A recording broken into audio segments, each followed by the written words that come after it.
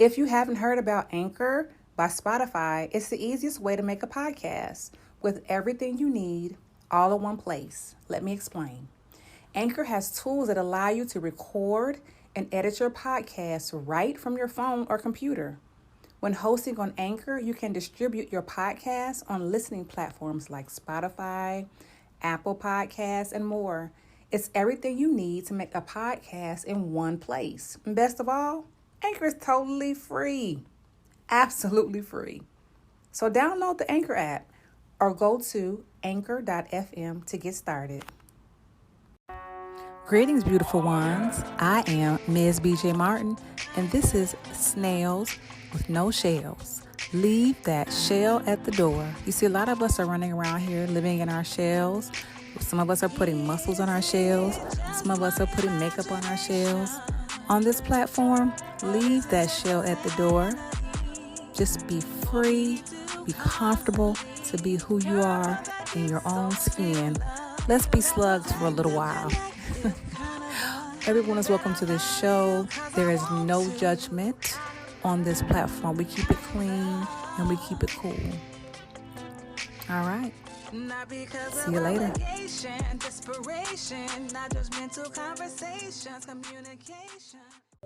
Greetings, beautiful ones. I am Ms. BJ Martin, and this is Snails with No Shells. And on my platform, you are going to leave that shell at the door. All right, so let's get it started. Let me introduce my amazing guest. She's amazing, beautiful, and talented, you guys. Oh my goodness, I can't wait for you to meet her. Let me introduce Miss Shanice. Hi. Crowd goes wild. Oh, I thought when I get some sound effects, it's gonna be on and popping. I can't wait. Yes, ma'am. Okay, so I'm gonna start with the first question, which I ask everyone. Where are you from? Okay, so I am from Atlanta. I was born and raised here all my life. So I am an official ATLian. Okay. All right. Awesome. So now this is the next question for all my ATLians. Are you a Grady baby? No, unfortunately, I am not. Yes. Okay. Northside Hospital. Oh, okay. So from my understanding, if you were not born at Grady, your mom or your dad or somebody was bougie. That's what I heard. Ooh, yeah. Yeah, she said she couldn't have it. Oh, that is so nice. Okay, so if I was not from Atlanta or didn't know anything about Atlanta, where would you suggest that I get something to eat from? Where should I go? It depends on what type of vibe you want, but I just generally love to tell people to go to 656. That is my spot. They have good music. It's always a good vibe. It's always a mixed crowd, and they have good food. Okay, so what is Atlanta like? Is there a certain food that Atlanta's known for? Wings. You're going to get some of the best wings. You're going to get some of the best wings here in Atlanta. Like, hands down, you're going to get some of the best wings. Oh, okay. Wings and brunch. Oh, okay. And what's your favorite wing type of flavor? So, I am a honey mild lemon pepper type of gal. Yes. That sounds delicious. Oh, I miss some wings. Oh, my goodness. Okay, cool. Okay, so where, if I had like, family, kids and all that, where would you tell us to go? Where should we go as far as, like a good location in Atlanta to take a family? Are we just hanging out for fun, food? What kind of vibe? Okay, just fun. How about fun? I would say that there are so many new fun places here in Atlanta. I recently went to Putt Shack. You have Complex Sports, Round One, Main Event. It's so many fun indoor activities that are here in Atlanta now. You got the Selfie Museum, the Trap Museum. You have all type of fun activities for people to go and places for people to go. Okay, awesome. All right. Okay, so what about a girls' night out? Where would you Okay, and we're gonna say I need to probably give you an age group. So, Yes, give me an how age about group. 25 and over? Girls' night out. Okay, 25 and older, girls' night out. So I'm not about the nightlife. I like to Okay. go to like chill, like lounges. So you'll catch Hmm. me anywhere that has like wings, lamb chops, and hookah. Ooh, girl, you said lamb chops. Yes, ma'am. Yes, ma'am. Okay. All right. Good. Very good answers. Good answers. Thank you, thank Okay. you. Okay. So, Shanice, what was it like growing up in the A? Growing up in Atlanta for me was it was fun. Like it was different.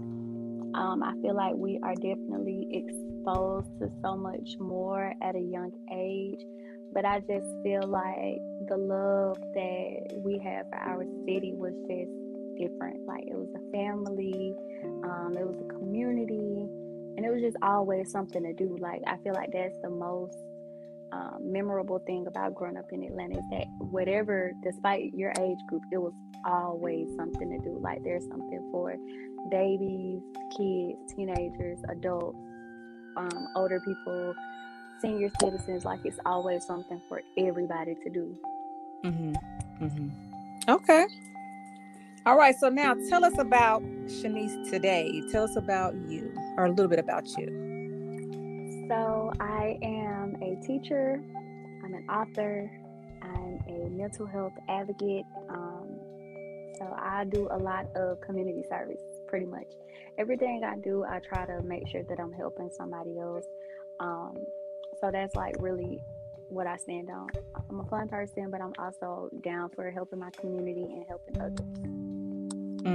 I like that. I like that. And that's why I started my platform too, Shanice, because there are so many people that are out there doing things in the community that are not popular, or that everybody doesn't know. You know what I mean? So Right. it's like I'm always rooting for the underdog, and I consider myself like the underdog. You know what I mean? Like, Mm-hmm. let's just, people need to see what we're doing and what others are doing, that are making major changes in our community.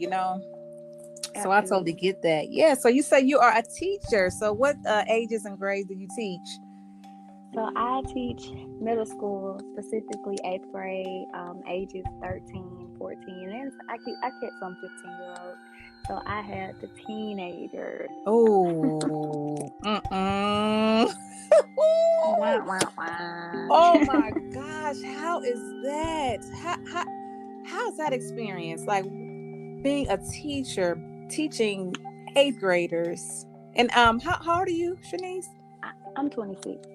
26. And I know Yes, them and this kids, is my they fifth year. your So I fifth started year. when I was yes, I started when I was 21. Wow. Give me like, what is it like teaching middle school, especially eighth grade, because they think they're the seniors of middle school by that time. Yes. Um. So I I've done sixth grade, sixth and eighth. I definitely Okay. prefer eighth over sixth grade, but I just feel like one is definitely a very time consuming, and it can be emotionally overwhelming because I play so many roles, not just a teacher in the classroom. I am a mentor, I'm like an aunt, a big sister, a mother, Mm-hmm. a disciplinary person. Like I'm just so much in one setting for 8 hours every day.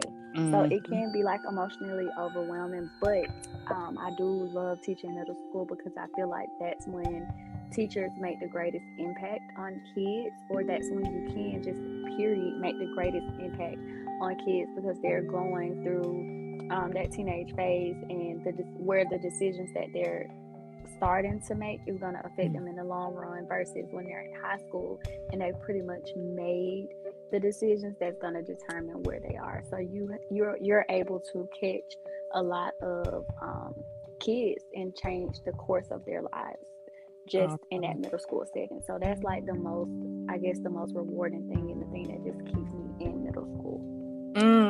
That's beautiful. That's beautiful. So when you started teaching, did you want to start school?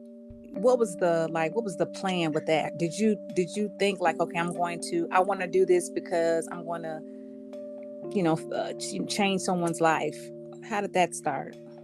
So initially, I think I am a firm believer in God. So Mm-hmm. I do think it was in God's plan for me to be in middle school. So just I didn't do the traditional teaching route. I am actually a business major. So my goal in college was to own a daycare. So I wanted to work with babies. And my Mm. mentor at the time suggested that I go through Teach for America, which would allow for me to teach with the degree that I have, which wasn't in education. So I Okay. went through this program, and it's not a program where you are able to select. I didn't get to select the city that I worked in, so they told me to pick my top three. I guess I won them over with my argument, and I was able to stay here in Atlanta. You don't get to pick your district, you don't get to pick your grade, you don't get to pick your school. So I had no say so over where I would be. I Okay. knew I didn't want to be in high school because I was only 21. I looked like a child, and I Yes. just knew that that would be super hard trying to be fresh out of college teaching kids that are only 3 years younger than me, three or Yes. 4 years younger than me. And I didn't really think I thought I wanted elementary school because I wanted to own a daycare, but I quickly learned because I did some volunteer work that you have to have a lot of patience, and at 21 I didn't have a lot of that.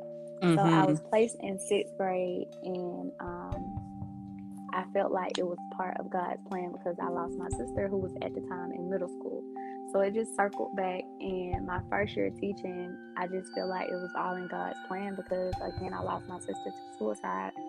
And my first year teaching, I was more of a mentor to so many kids that Mm-hmm. contemplated suicide. And Really? I was like, I could relate to them, and I touched so many kids. I was able to help so many kids because in a Black community, that was a stigma. That was something that wasn't talked about, or what it was talked about, nobody knew how to deal with it. Nobody had really experienced that personally like I did. So Mm-hmm. I felt like I was meant to be in middle school. Like it was destined for me to be there. And I think that's why I'm still here 5 years later. Just the way that I've been able to impact kids and just stand in the need, stand in that gap as a teacher, as a mentor, and then bring it together as a mental health advocate. Wow. That's deep. That is wow. And so that was gonna be my next question. Why did you get into mental health advocacy? Why did you start doing that?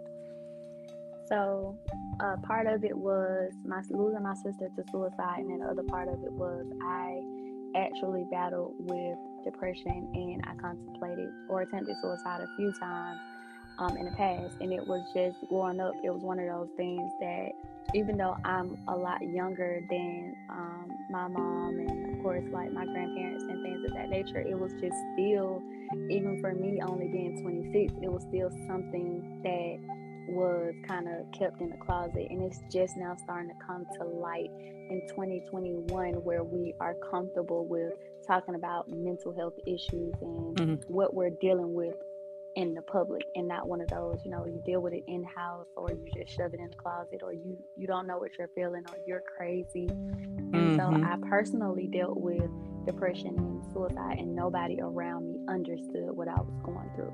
And therapy wasn't an option because one, we didn't have access to it. Nobody knew where to start for a therapist. Mm-hmm. And then just paying for it, that was the other part. So just putting those two things together, I definitely felt like I wanted to educate myself more Mm-hmm. on the topic, and then educate others on how to deal with it, because I'm like, if people took the time out to educate themselves, then I wouldn't have felt the way that I felt. Maybe I wouldn't have felt the way that I felt for so long without therapy, or just the proper educated people to stand in the need for me.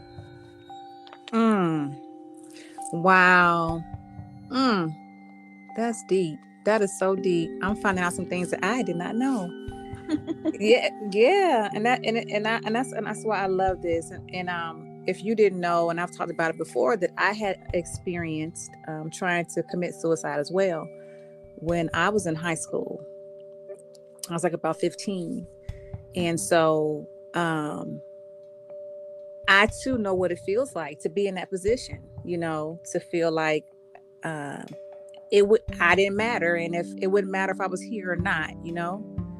Right. So that's why I love having this platform, because I get to learn information and just get to know you guys on a deeper level. And it's amazing how uh we seem so different in one way, but then we start talking, it's like, oh, there are a lot of similarities, in Right. We're our more in our like than life. we would think. Yeah, yeah. Wow. Oh, that was deep. That was deep. Okay, so, and I'm the mental health advocate thing. I'm like, every Monday, I'm posting on social media about mental health, because Right. I like I love it. say, yes, to be depressed even as an adult. As an adult, Um, right? because it's a continued cycle, especially if you don't do the healing, or you don't really know what to do.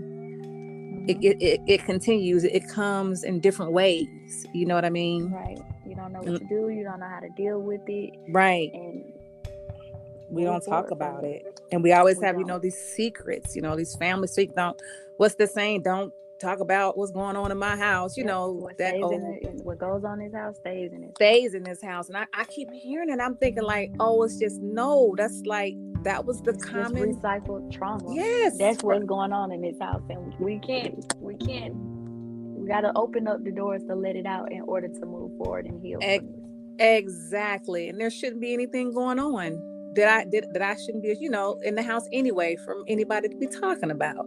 You know what I mean? Right. So, yes. So I love this, that now we were able to be more open and talk about it. And I was really shocked about the numbers of the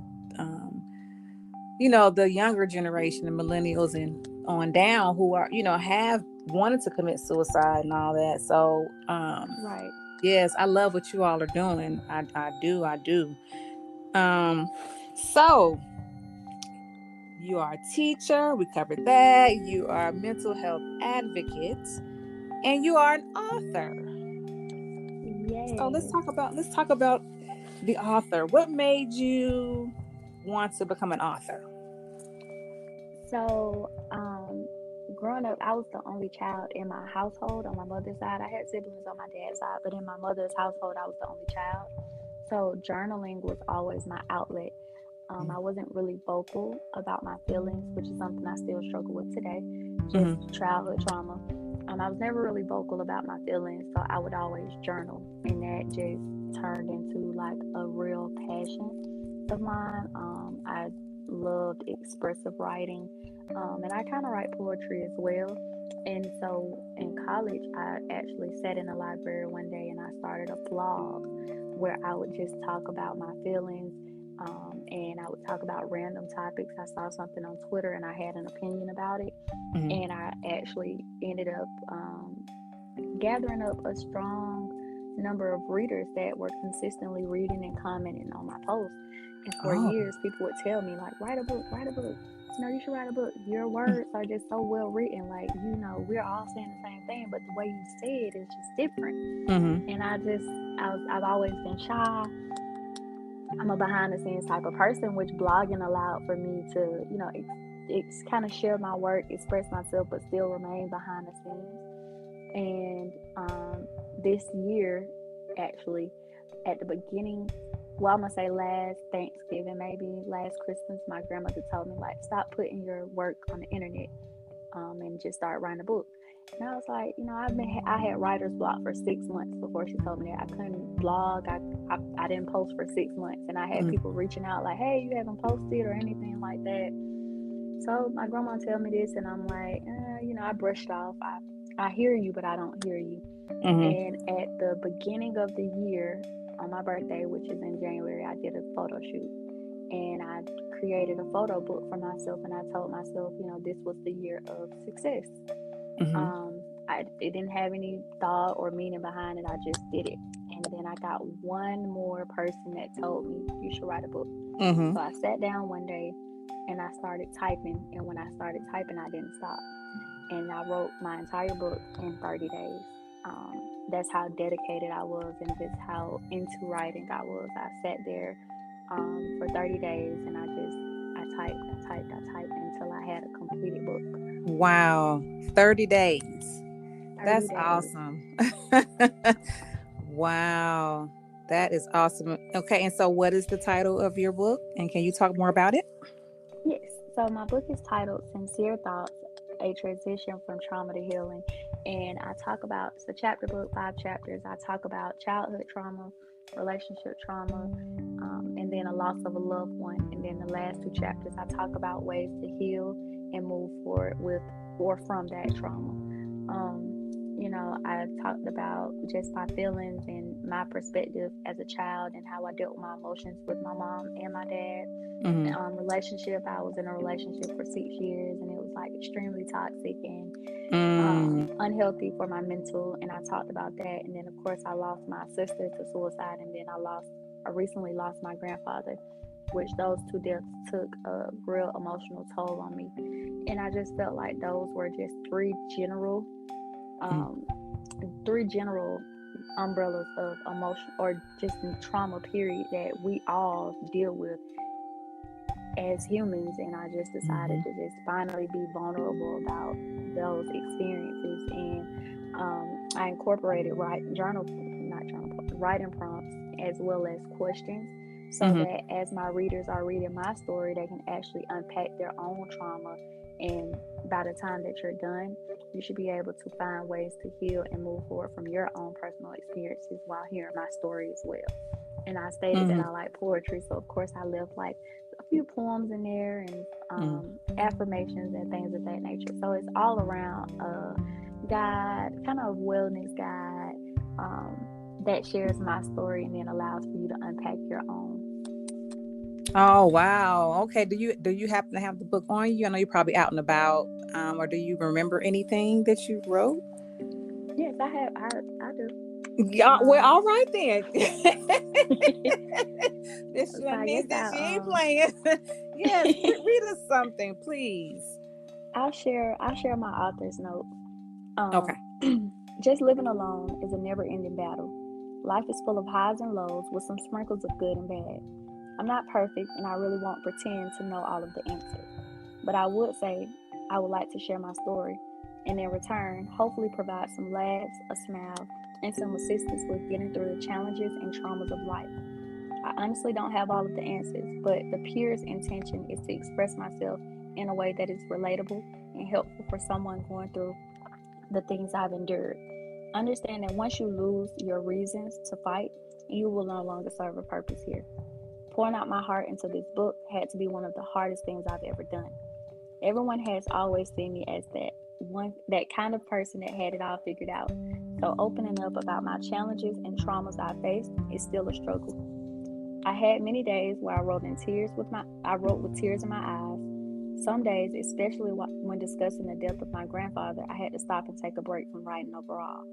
I laughed, I cried, I smiled, and so much more writing this book. Overall, telling my story has brought me so much peace and healing. I was able to self-evaluate and properly close doors to many hidden emotions.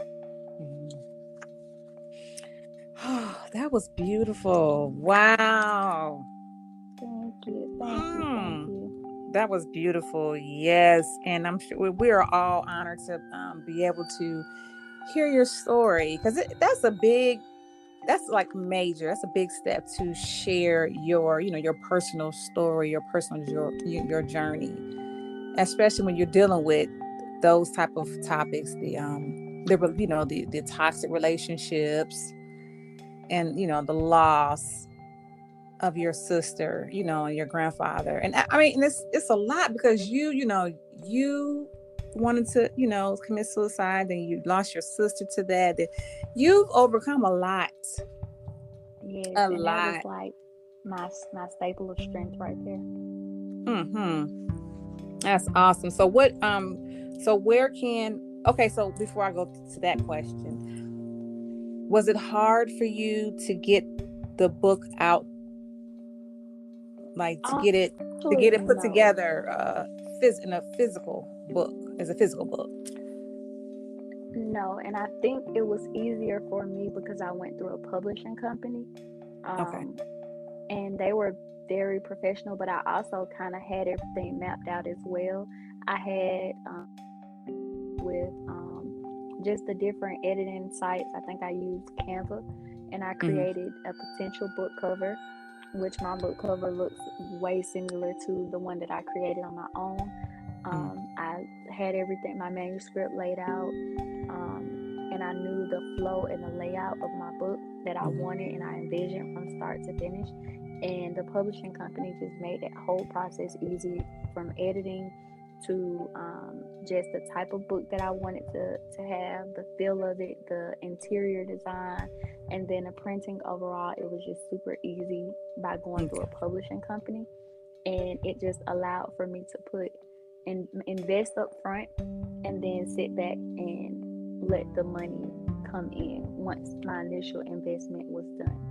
Mm-hmm. Okay, awesome. Thank you for that information, because some people don't know, where to go or where to start. So thank you I for would that. definitely go through a publishing company for my first book. Anyone that's looking to publish a book, your first book, I would go through a publishing company.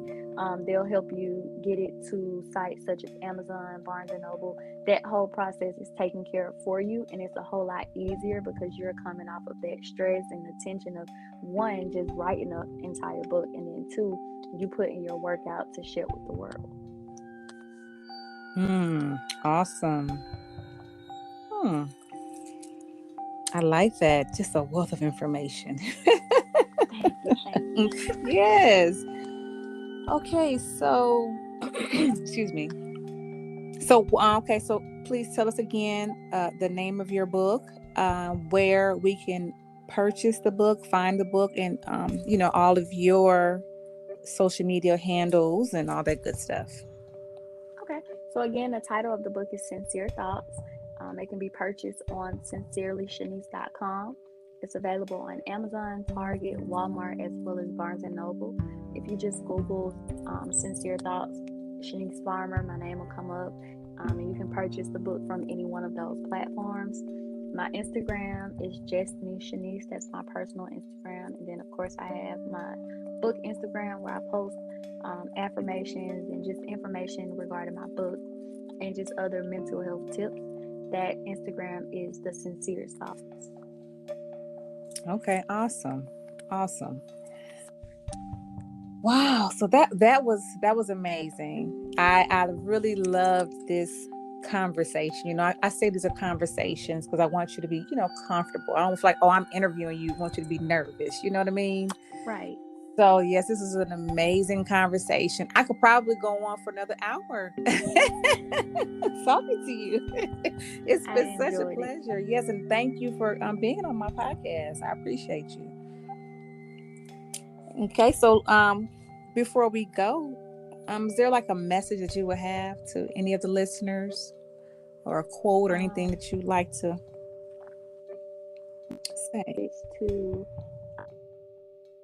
would just let's see. I want to leave you all with a nugget. Yes, yes. I'm sure you got a few in that book. I know you could just turn to a page. Yes. So, you deserve to smile without doubt or fear. You deserve to be safe, feel safe and comfortable. And the season of pain and suffering has subsided, and the sun is shining once again on you. So that is my note to anybody, especially with it being December 1st. It's the start of a new month. It's the start of a new season, start of a new chapter. Just embrace it, enjoy it, and just flow through it, whether it's good or bad happening in this season. Awesome. Beautiful. I love it. And yes, sincere thoughts. This would be a good time to purchase journals because, during the holidays, I post that, people, like you said, you lost your grandfather. People are going through these holidays without, their parents and their grandparents and their loved ones, sisters and brothers, so it's definitely, like you said, it's a good time to journal and just, check on each other. Check on your friends and Absolutely. families. So yes, awesome. Well, this is so refreshing. I love having conversations, especially with my millennials, because y'all getting it in. I love it. I love it. Thank Yes, you. You're so productive, and just and all the the joy and love that you spread, and I just hope that you just change, just millions of lives, just add some joy and some peace to millions of people. That's my That is, prayer. My prayer for you. Yes. thank you, and Yes. I am accepting it. Yes, ma'am. All right. Well, again, thank you, Shanice, for being on my podcast. Thank you And for having me. yeah, ladies and gentlemen, for taking the time to listen to my podcast. And before I go, I would just like to say this. Remember, just like the sun, you are necessary. I love y'all. Peace. Peace.